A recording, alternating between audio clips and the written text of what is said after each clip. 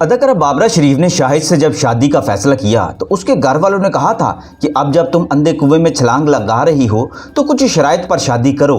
अगर शाहिद तुमसे मुखलिस हुआ तो यकीनी तौर पर वह तुम्हारी शराइत पर शादी करेगा। अगर मुखलिस ना हुआ ये प्ले बॉय तो तुम्हें डाज दे जाएगा। बाबरा शरीफ ने घर वालों की ये बात मान ली और उसके दिल को ये बात लगी। पाकिस्तान की शोबिज़ की तारीख लिखने वाले बयान करते हैं कि बाबरा शरीफ ने शाहिद के सामने 2 शराइत रखी थी। ये शराइत उस बाजार से ताल्लुक़ रखने वाली दूसरी एक्ट्रेस के दस्तूर जैसी थी। के जाने वाले दे देंगे जान ओ जाने जान चाहे कभी आज़मा ले। बाबरा शरीफ ने कहा था कि वो फिल्मों में बदस्तूर काम करती रहेंगी।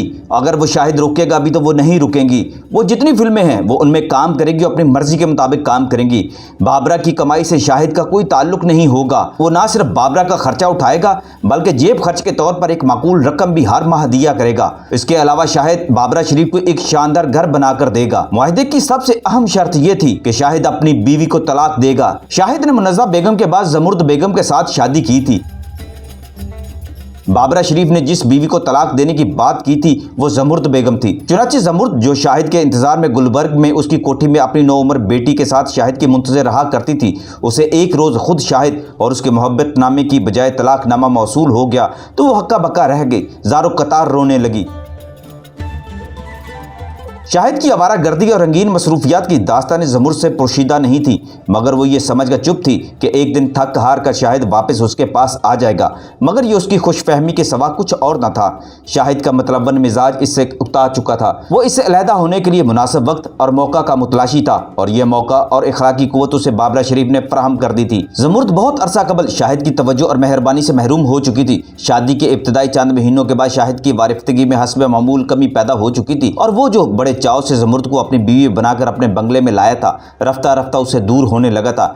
एक खूबसूरत और प्यारी बेटी की पैदाइश भी शाहिद को ज़मुर्द के साथ वाबस्ता रखने में नाकाम रही थी। 1 साल के बाद शाहिद की आवारगियां और गैर हाजिरियां बढ़ने लगीं और ज़मुर्द जो एक खालिस घरेलू बीवी बनकर बाकी मानदा जिंदगी गुजारने का ख्वाब देख रही थी, इस ख्वाब की ताबीर से महरूम हो गई। कितनी अजीब बात है कि शाहिद की एक घरेलू बीवी के होते हुए ज़मुर्द ने उससे शादी पर रजामंदी जाहिर कर दी थी।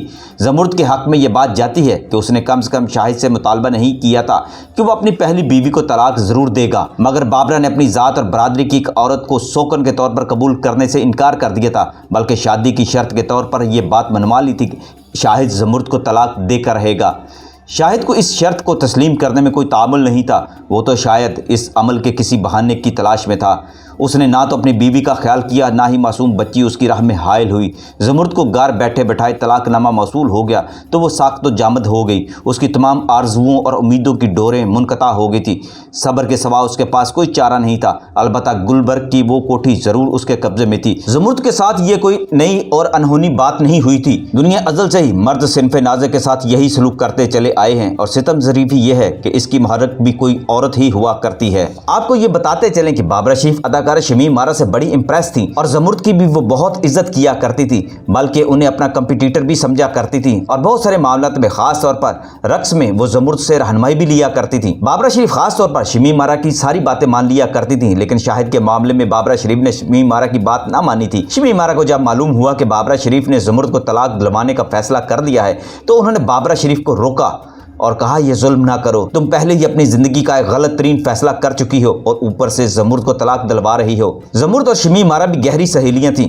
ज़मुर्द की ज़ुबानी शमीम आरा को शाहिद के हालात मालूम होते रहते थे, इसलिए उन्होंने बड़ी कोशिश की कि बाबरा इस हरकत से रुक जाए। इस मरहला पर ऐसा हो रहा था कि शायद बाबरा इस शर्त को तर्क कर देती, मगर शायद अब शाहिद खुद इस मौका को कैच कराना चाहता था कि वह अपने इस जुर्म का वजन बाबरा के खाते में डालकर ज़मुर्द से निजात हासिल करने का सबब तलाश कर रहा था। ज़मुर्द कोई आम अदाकारा नहीं थी। उसने डांसर और आइटम सॉन्ग गर्ल से 1957 से फिल्मों में काम शुरू किया था और 1988 तक वो साइड हीरोइन के तौर पर भी नुमायां हो चुकी थी।